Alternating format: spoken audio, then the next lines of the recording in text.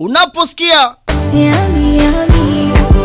this lady has got a talent.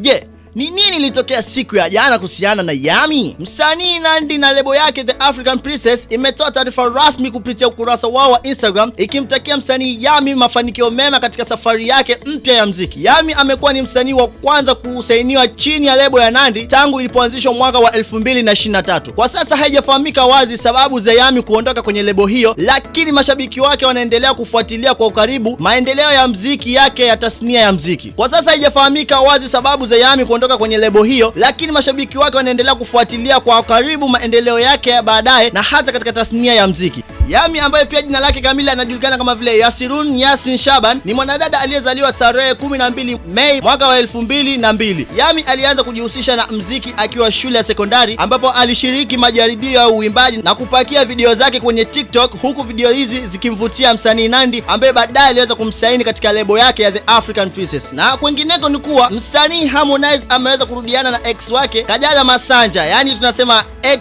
hanuniwi.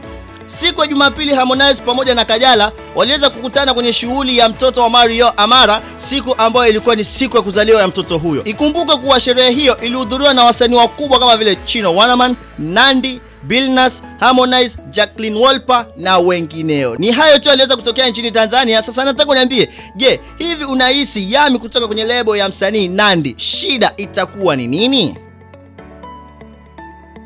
Vazi la heshima ulonivisha kwa upendo, mapenzi